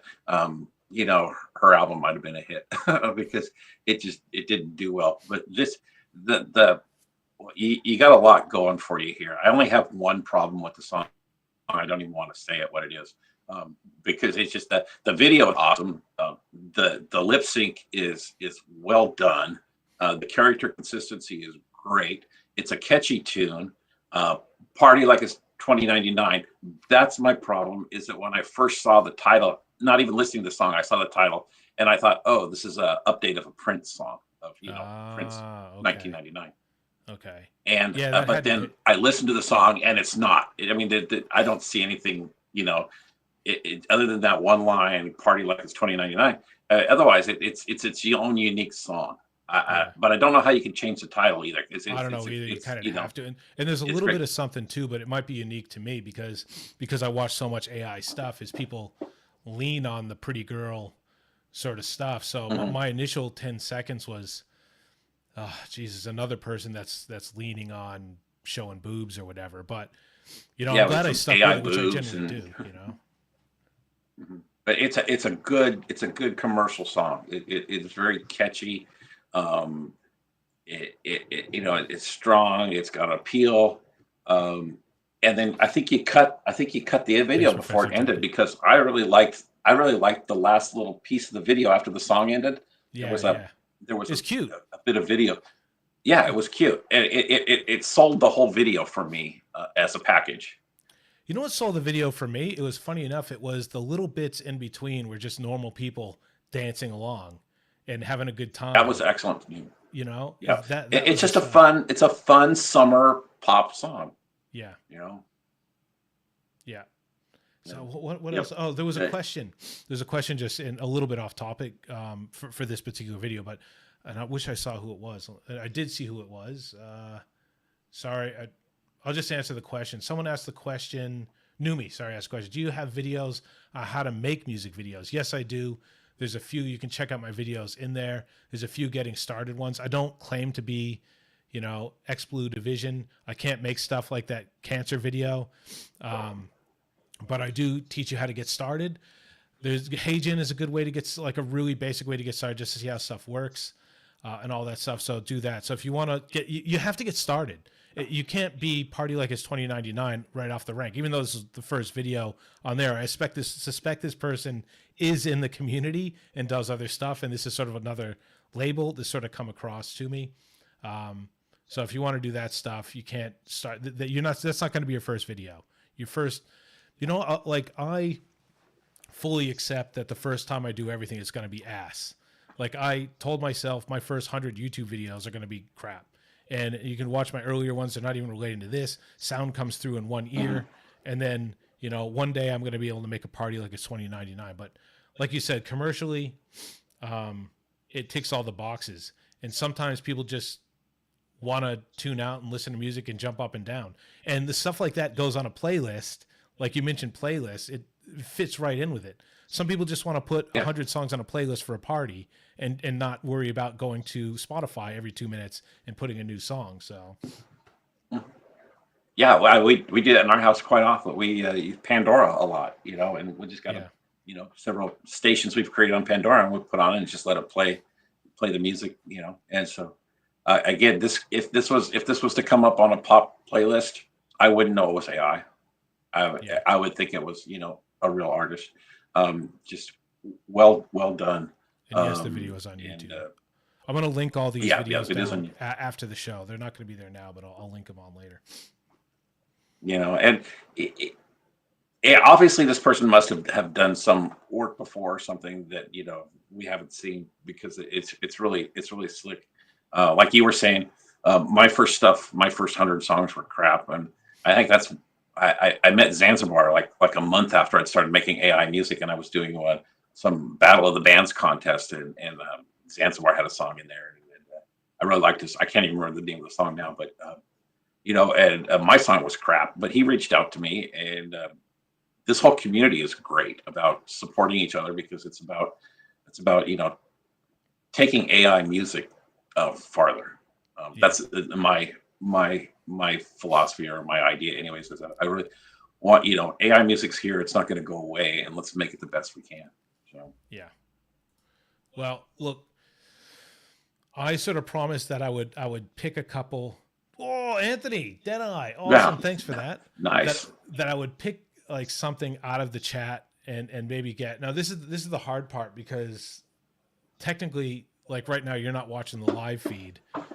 If I were to pick something, I got the live feed up. Oh, you got the live feed. So you'll perfect. So if I were to play something, you'd be able to see it. Thanks everybody for your donations, by the way.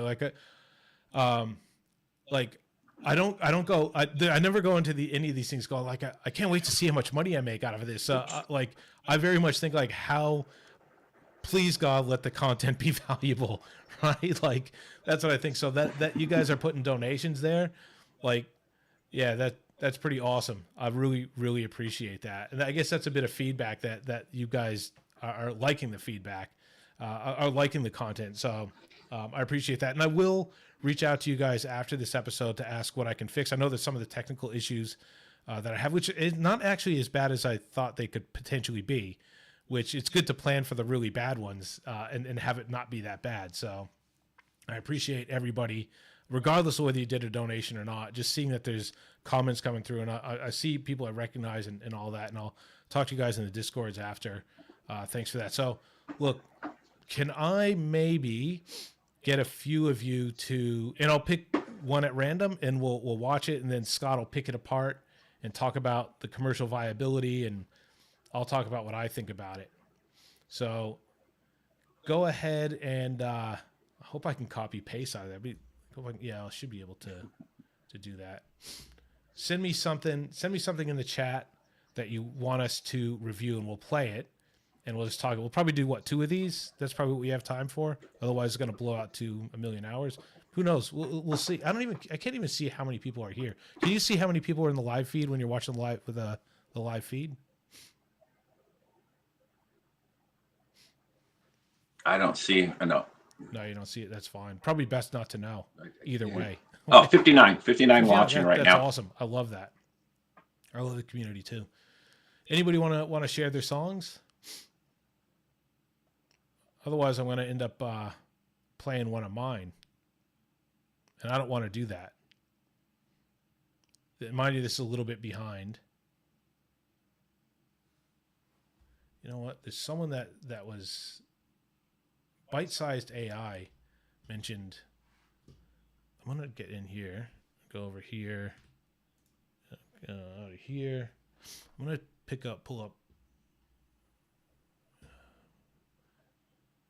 Yeah, why don't you just talk a little bit while I go through here? Some advice, some general advice you can do. General advice? Yeah, general advice. Well, just we're talking about, within the subject matter. Within the subject matter, okay. Just frankly, don't be an asshole. If a record label reaches out to you, and you're new, just go in with humility a little bit, but stay true to your art. But don't give up everything. Don't give up the farm, because you're so stuck on something. Like I said, I was saying earlier, and I keep harping on this, you got to learn the craft before you can go outside or go experimental. So, learn to paint within the lines.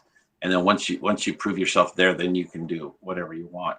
So, if this is where, you're aiming for your career or whatever, get yourself established. And then once you're established, then you can take then you can start to stand up a little bit more for your own artistic vision. But at first, they're going to want to see that you can be commercial. So, yeah, I hope that helps. Yeah, well, I suppose, and also like within playing within the lines, like you don't want to work with an asshole, right? Like you're going to be pushing back, right. But my vision. You can have if you're on your own, you can have your vision all you want, right? You don't need to be commercial for that. You can do your own. Cool. what I'm going to do is Byte-Sized AI specifically mentioned. I haven't been getting any links, so what I'm going to do is play. What I'll do is play Byte-Sized AI's one of songs. We can all hear it, and you can rate it for what it is. I think it's cool looking and all that stuff. I listen to some of Byte stuff, but Byte-Sized AI, what up? Here we go.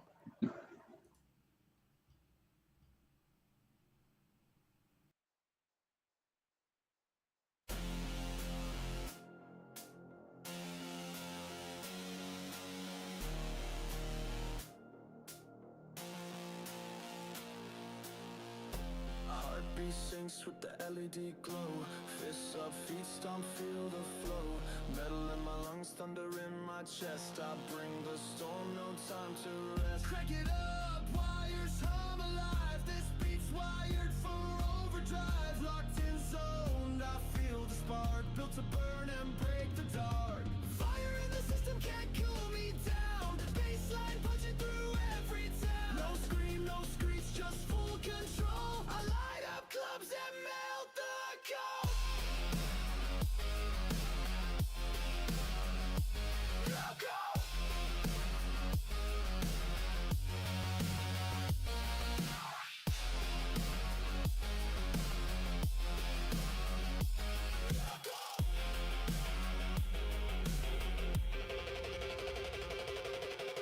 Circus pulse like battle drums. Energy rises, the power comes. No sharp wine, just steady flame. Move your body, know my name. Silence breaks with that low end quake. All gas, no brakes, let the floor shake. Raw charge in every sound. We own this night, pound for pound.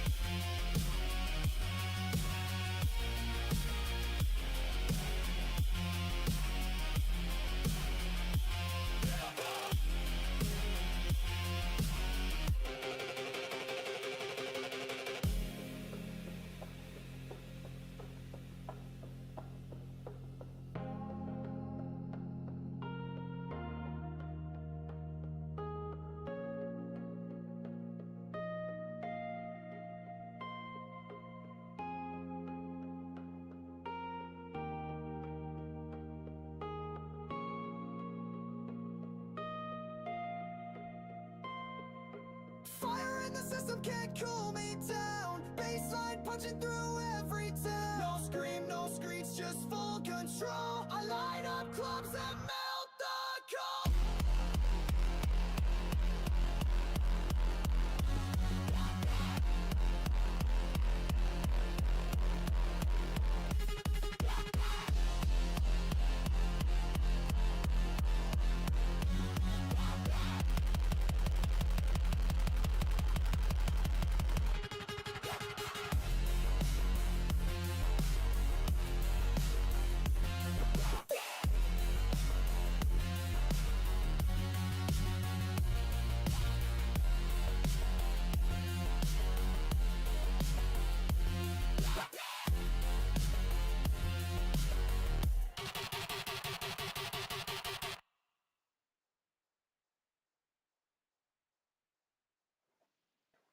So what did you think about that one? That was Byte-Sized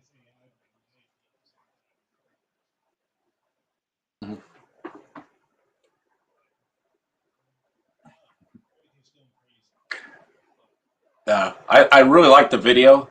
One of the things I found interesting about the video that I've had a hard time doing is there was a visualizer, graphic, and how it was integrated into part of the video was really good.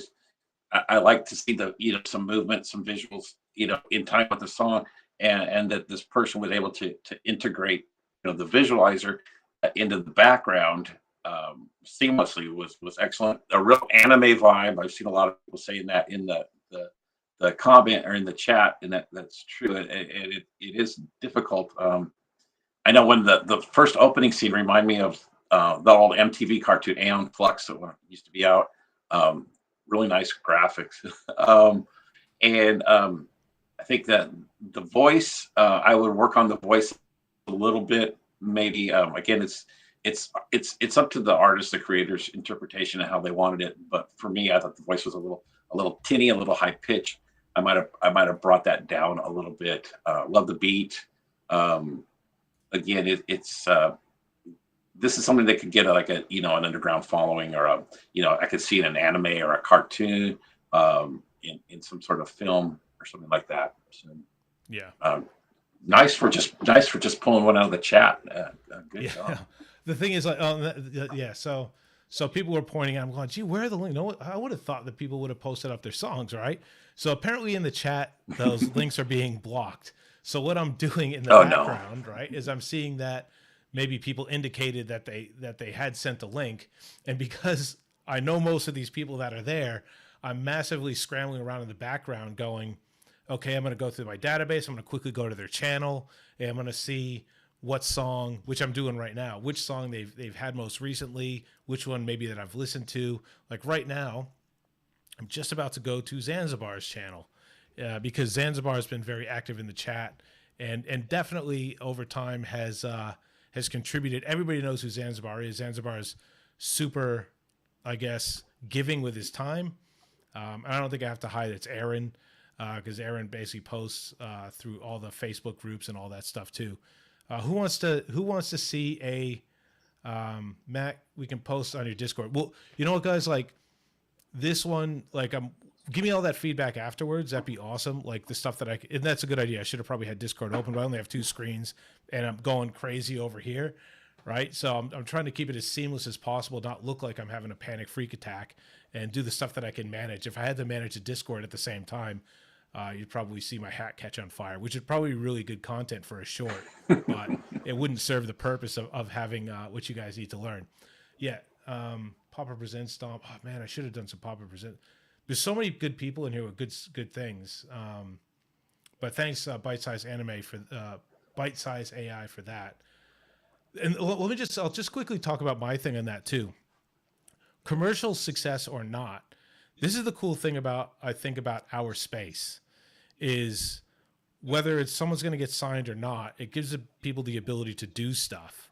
Like for the longest time, no one gave a shit about sci-fi stuff. Like most of my life, like TV's, maybe Star Trek would come out every 10, like Next Generation. So very safe bets for, TV producers or studio execs go, we know Star Trek is going to sell, so we'll put that on TV.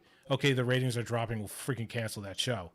But if someone wants to do up an anime thing and make it as awesome as they can, and put it out there and have a bit of a following and never get paid any money, but feel absolute joy from people seeing it, then we can do that, right? We don't need permission of, a studio out there, someone that's producing TV shows to go, well, you're not Star Trek, so fuck off, right?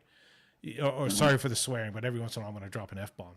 You can go, you know what? I'm built up an audience. I like this stuff. People that watch my things are going to watch it, and I love that, and I feel good about putting it out. So commercial or not, just keep putting out the stuff you love. I'm going to play one of Zanzibar's songs, and you can talk about what I just said. Yeah, absolutely. Do it. That's one thing I really love about this community that you're developing here, Matt, is that, regardless of your goals, I think we're all interested in making good music. I started making AI music because I wanted to put some of the things I had written and created and some of the ideas I had in my head to music, and I don't have the musical ability to put together a band myself or something like that. So and Suno really gave me that the tools that I needed to make my own music, and I enjoy listening to my music, and I enjoy listening to other people's AI music. There's just so much of it now that that I just I have a couple hundred songs of my own, and it's hard enough just to listen to mine as as to find other people. But it's great that we have a community of people here that fun, positive people, and that we're all working together to make AI music better. And so I just want to keep this community going. Yeah, I totally agree. And the people that get it, and they'll stick around. That's awesome. The ones that don't, like, if you're gonna do your own thing, that's fine. It's like there's nothing wrong with that. I want people here that do get that. So, look, I've got it queued up, and I just out of the corner of my eye, just before I lost that part of the chat, I saw the exact song that Zanzibar wanted to post up. Man, I'm getting good at this. Maybe I'll never need a crew. It'll be perfect. It's just how it should be. So I'm gonna go ahead and queue this up. Oh, I have it queued up, and it'll just go.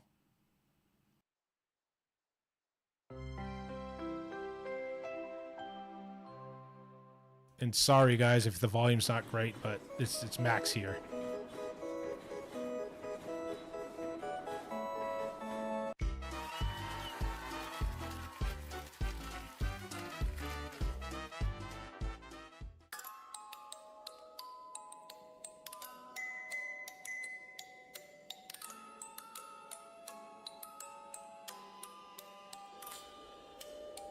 There's a song on every highway if you're driving late enough. Old voices through the static, lost between the towers bluff. Tonight the headlights carve the black, the dashboard hums and glows, and every mile you travel you forget just where it goes.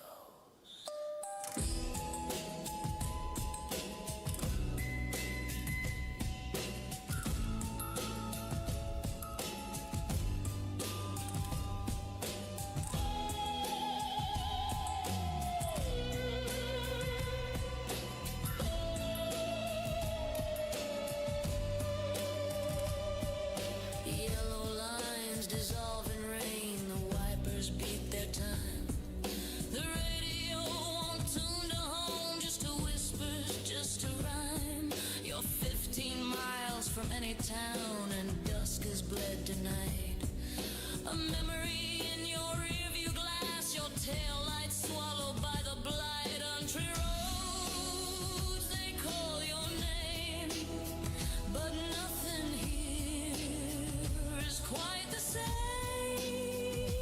Nightcore beats on shattered stone. You'll never find your way back home.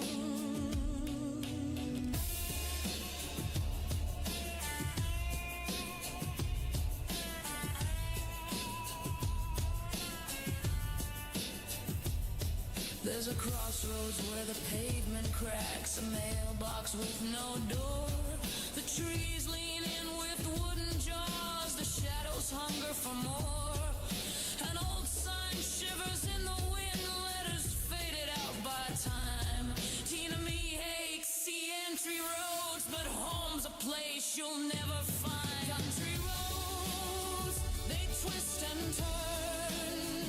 The map's a spiral drawn in burn. Nightcore pulls beneath your wheels.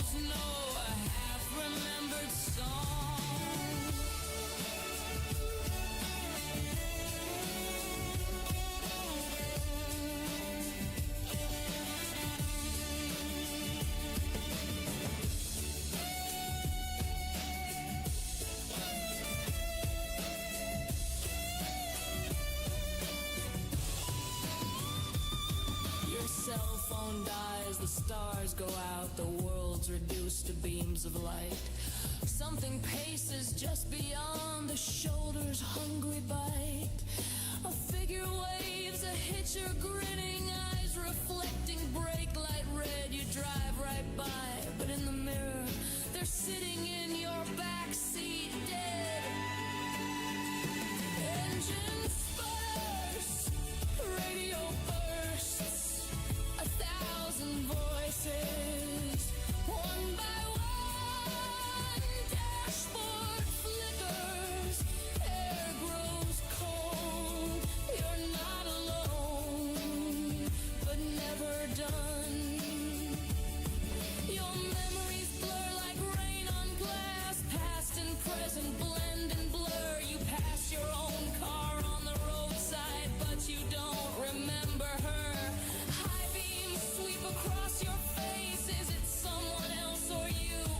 The lines between the living and the lost are fading with the country roads. They close around, no destination, no hometown. Nightcore echoes, shadows moan. Every path returns you home. Country roads, the endless night. No horizon, no more light. Nightcore tempo, hearts collide. On haunted roads, we drive and hide. The night gets darker, dawn won't break. The song keeps skipping, never done. You'll drive forever wide awake on roads that circle round the sun. If you hear a voice behind you, if you see a house you know, keep your hands upon the wheel and never ever slow. The country roads are waiting long after you are gone. Nightcore ghosts and memories forever driving on.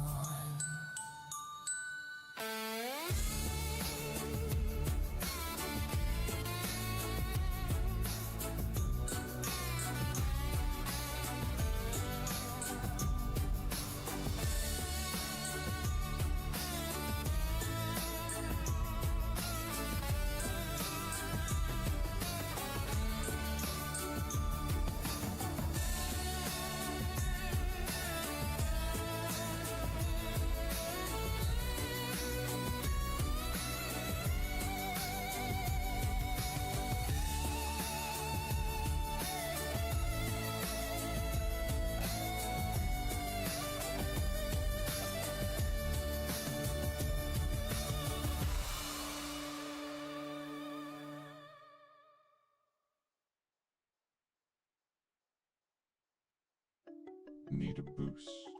W's. Cool. So I've got some feedback on that. If you want to let me get started, you can digest. So we still connected? Yeah. Cool. So Yeah, I'm still here. so there's lots of stuff in the comment section about copyright on country roads and all that stuff and whether sampling's done. So I'll let you break that down because I don't have a freaking clue. But I'll just say from an enjoyment standpoint and what to go through and what I possibly could add to that. The first 30 seconds of those visuals was great, right? I could handle that type of visual for 30 seconds. It's a long song, and to have it flashing like that for the full 4+ minutes, like on the radio, I could listen to that radio a million times, right? But to watch that video, and it's a cool use of effects, but I think too long for a long song. The song was awesome. Loved it. I loved the way it was mixed. It's clear. I love that it's a remix on country roads. It's fantastic. That's one of the best songs I've heard Zanzibar put out. Actually, I say that to Zanzibar every time I talk to Zanzibar because I probably listen to Zanzibar 2-3 week gaps between listening to Zanzibar, and every time it's better than the last one. So it's always better, right? But the other thing is the song could have been shorter to me. Like I thought the song was punchy and good, but I kind of got to that 3-minute mark and I'm like, okay, it's winding down. That's just going to, then, oh, there's more. Right. To me, it sort of pushed it out a little bit longer than it had to. As this is just a bit of feedback. I still love the song. What do you think about that as far as like the legal stuff and the sampling, the visuals, if it could have been a shorter song or if it's just fine how it is? Maybe I'm just totally off the mark. I don't know. I think to be marketable, it'd have to be a little bit shorter. But I love the song as it is. You're right about the visuals. You started to get a little bit tiresome of the flashing and things like that. But again, our artist vision, that's what Zanzibar wanted to do. Kudos to him. That's just my, what I saw. The remix of the song, Country Roads, John Denver. It's one of the most covered songs. Honestly, if you do a search, it'll come up as one of the most covered songs ever. So it gets covered a lot. I do this type of thing all the time too. Where I have an 8-minute version of Major Tom, and I've rewritten. The lyrics are so rewritten that you wouldn't even know it except for a line or two in the chorus here and there. People say, "Oh, you're going to get a copyright strike," things like that. Well, yeah, but if you're not monetized, you're not making money off it. There's really not much there people copy songs all the time, or cover songs all the time. So I wouldn't worry about that. If it becomes a big hit, then what'll happen is retroactively negotiate some sort of royalty settlement. So that is an interesting point to make. That's very interesting. That people would people don't care, and you might have to retroactively negotiate something. Yeah, and it does. It happens quite a bit. I mean, if you look, there's a story. The Verve did "Bittersweet Symphony," right? And they used 5 notes out of a Rolling Stone song, and for those 5 notes, they had to give up, I think, 50% of the royalties for that song to the Rolling Stones. But then Lana Del Rey does her own version, and she doesn't license anything, from the Verve or the Rolling Stones. And I think the Verve ended up suing her, and it was all settled out of court. I mean, they made it some sort of settlement so that everybody was satisfied. So things will happen if you get a big hit with something and somebody's going to want their cut. Well, yeah, you have to give them their cut. But you still got the the good thing is you still got the song out there. You got the hit out of it, right? Yeah. And people know who you are. Yeah. Maybe your next song doesn't sample. Mm-hmm. And I'm like, I can't remember the saying right off the top of my head, but I'll do it now and I'll ask for permission later after it's done. Yeah. Yeah. So I guess in that case, everybody's like, I've had someone I'm talking to in the background. I'm arranging an interview with her, and she's not releasing anything because she's afraid, one, that once it goes out in the Sunoverse, then she loses all rights to it, but also the idea that she might get sued for it as well. I'll let her talk through that stuff. Mm-hmm. But, or demonetizing, yeah. Tika's, maybe at some point I'll speak with Tika on that as well, which I am going to be. Actually, I will be speaking to Tika. That's very soon. May actually be referring to Tika in that stuff. But anyway, yeah.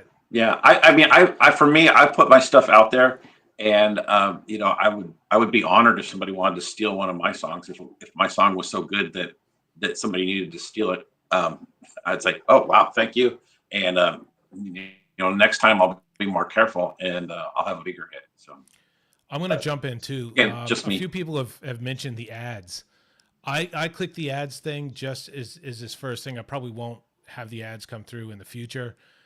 I'm working stuff out. I actually think I've done I'm going to pretty much give myself a pat on the back for today to be able to have what I thought was pretty good quality for what I have in the setup that I have. I won't be putting mid-roll ads for future episodes. I see a few people have said it's distracting. I don't want it to be distracting, but I wanted to see, I really want to see what buttons work and how they work and all that stuff. So I apologize if it's been distracting. Things will always get better. Matt's volume pretty low. Here I am. My gain's turned all the way up, and OBS is turned all the way up. So maybe in the Discord after I can talk about how to fix that. Cool. It's so cool. Get paid. Thanks, Professor Jacket. I appreciate that. Cool. All right. Do we want to wind it up? I'll probably it's hitting that mark, isn't it? Like, 2 hours, dude. It's getting 2 hours. So I think we will wrap it up. This has been surprisingly it's been a blast easy. for me. Yeah, surprisingly easy to do this. As far as like if you guys know how much stuff I'm doing in the background while it's all going on, because like oh no, links aren't coming through, this and that. My camera actually died my battery died at one point. Quick, put it to Scott. Unscrew the battery. Bang, put the new battery in. Pop it up. Put the camera back on. So, I know I'm a little bit quiet to some people. I know some of the songs are playing quiet. I'll watch it through, see what I can improve. I definitely want to take the feedback through the Discord. I might even have a feedback. I'll get Shisei or to set up the maybe a feedback section within Discord if you're still there. We can sort of do that. But dude, this has been a friggin' blast. And as we do this more, and I'd like to have you on. I definitely want to do like a one that's more friendly towards people not at work or sleeping in Europe and Australia. If we could do roughly the same thing, maybe we'll have a few other examples. We'll get some Eurovision type songs out there, and all that stuff. I mean, I just love this. I thought it was fantastic. I think you did a great job, guys. Please, in the comments section, if you guys can send some love to Scott, who's doing this only because he's awesome, and that's the only reason. We've both been we've been talking for weeks about doing something. A few things came up that look commercial, so that was a good topic to have. Thank you, Studio Window. I appreciate that. For John is well, you can see the comments. Thanks, Scott, Matt, and Scott. 5 a.m. Harry, awesome. Oz, I got to mention Harry as I always do. Harry, awesome dude, great podcast. Thank you both. For John, sleep is overrated. Exactly. It was a good time for me catching these lives. I'll be doing lives. I'm going to try doing every Monday. I won't be putting content out unless there's value, but I'm going to try to find value. I'll constantly scrape. Thanks, Maine. Maine, I swear to God, man, I will reach out to you after this as my promise to you. The email's out and running the interview podcast. You did great. Thanks you, Maine. Thanks for that. Thanks, Harry. Always, guys. I'm going to lead out. No, I won't. I'll just cut off. I'm not going to play my songs. Except that intro was, like I said, well, on the splash screen leading into the intro. That was like, you know what? I'm going to play that. That's what I'm going to release. I promised Professor Jack I'd get 10 songs out for our private secret thing that was going on. 10 songs out by tomorrow. I've got 3 of them so far. It takes a while to do. I'm working on a live studio album from 1973 or something. Guys, nice. Thanks so much. Scott, you had a thing? Thank you. Yeah. Thank you. I'm just so happy to participate, and I look forward to more of these. Yeah.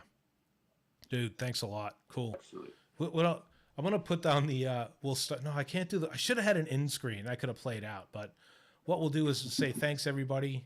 Thanks everybody very much. Honest Bob, thanks that the X-BlueDivision, Professor Jack, everybody I mentioned before. Thanks for all your donations. It means like the world, like getting money is like awesome, but getting like recognition that the content's good by those donations is like, there's no words.